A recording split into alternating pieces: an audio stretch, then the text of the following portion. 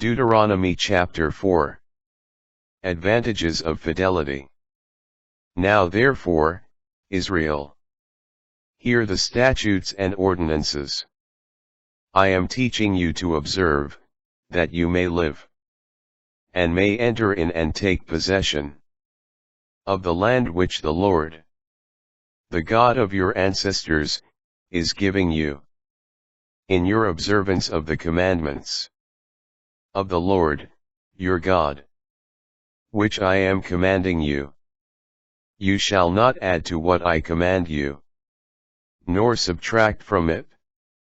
You have seen with your own eyes what the Lord did at Baal-peor.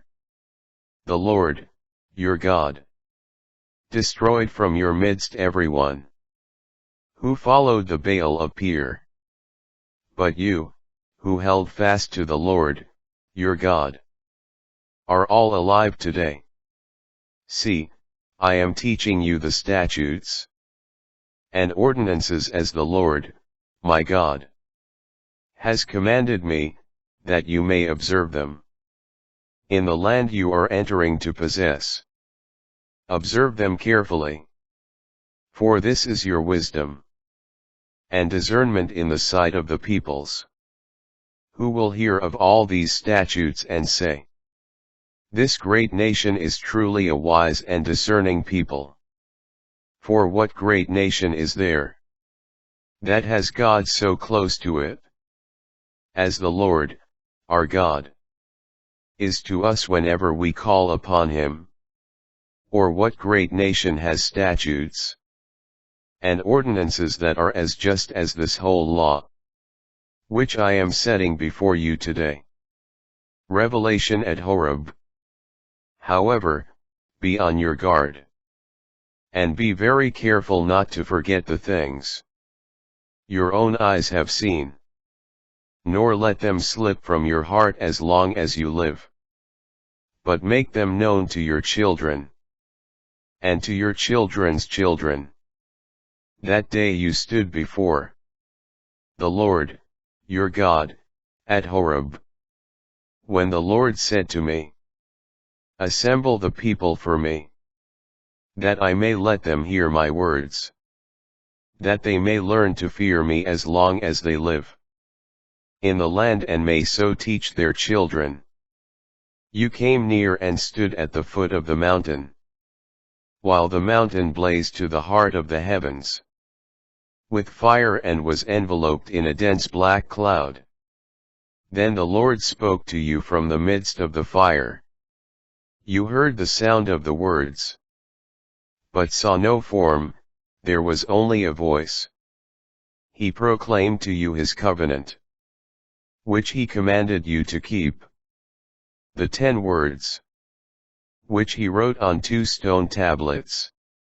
At that time the Lord charged me to teach you the statutes and ordinances for you to observe in the land you are about to cross into and possess. Danger of idolatry.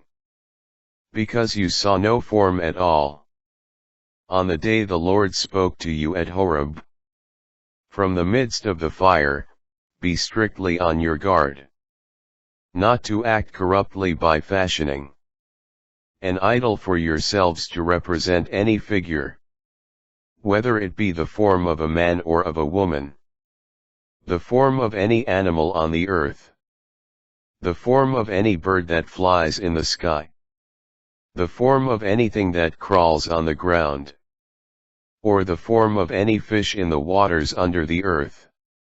And when you look up to the heavens, and behold the sun or the moon or the stars, the whole heavenly host, do not be led astray into bowing down to them and serving them. These the Lord, your God, has apportioned to all the other nations under the heavens. But you the Lord has taken and led out of that iron foundry, Egypt, that you might be his people, his heritage, as you are today. But the Lord was angry with me on your account and swore that I should not cross the Jordan, nor enter the good land which the Lord, your God, is giving you as a heritage. I myself shall die in this country. I shall not cross the Jordan. But you are going to cross over, and take possession of that good land. Be careful, therefore, lest you forget the covenant, which the Lord, your God, has made with you, and fashion for yourselves against his command, an idol in any form whatsoever. For the Lord, your God, is a consuming fire, a jealous God. God's fidelity and love. When you have children and children's children, and have grown old in the land, should you then act corruptly by fashioning an idol in the form of anything, and by this evil done in his sight provoke the Lord, your God? I call heaven and earth this day to witness against you, that you shall all quickly perish from the land which you are crossing the Jordan to possess. You shall not live in it for any length of time, but shall be utterly wiped out. The Lord will scatter you among the peoples, and there shall remain but a handful of you among the nations to which the Lord will drive you. There you shall serve gods that are works of human hands, of wood and stone, gods which can neither see nor hear, neither eat nor smell.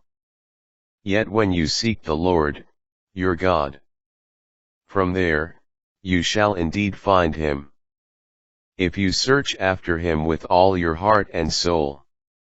In your distress, when all these things shall have come upon you, you shall finally return to the Lord, your God, and listen to his voice. Since the Lord, your God, is a merciful God, he will not abandon or destroy you, nor forget the covenant with your ancestors, that he swore to them.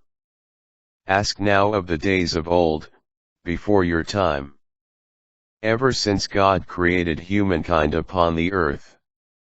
Ask from one end of the sky to the other. Did anything so great ever happen before? Was it ever heard of? Did a people ever hear the voice of God, speaking from the midst of fire, as you did, and live? Or did any God venture to go and take a nation for himself from the midst of another nation, by testings, by signs and wonders, by war, with strong hand and outstretched arm, and by great terrors, all of which the Lord, your God, did for you in Egypt before your very eyes?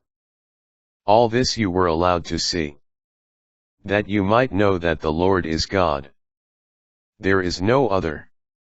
Out of the heavens, he let you hear his voice to discipline you. On earth he let you see his great fire, and you heard him speaking out of the fire. For love of your ancestors, he chose their descendants after them, and by his presence and great power, led you out of Egypt, dispossessing before you nations greater and mightier than you, so as to bring you in and to give their land to you as a heritage, as it is today. This is why you must now acknowledge and fix in your heart that the Lord is God, in the heavens above and on earth below, and that there is no other. And you must keep his statutes and commandments which I command you today, that you and your children after you may prosper, and that you may have long life on the land which the Lord, your God, is giving you forever. Cities of refuge. Then Moses set apart 3 cities in the region east of the Jordan, to which a homicide might flee, who killed a neighbor unintentionally, where there had been no hatred previously, so that the killer might flee to one of these cities and live. Bezer in the wilderness, in the region of the plateau.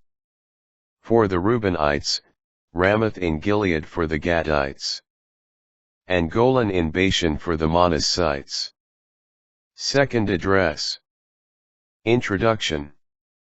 This is the law which Moses set before the Israelites. These are the decrees, and the statutes and ordinances, which Moses proclaimed to the Israelites, after they came out of Egypt, beyond the Jordan in the valley opposite Beth Peor, in the land of Sihon, king of the Amorites, who reigned in Heshbon, whom Moses and the Israelites defeated.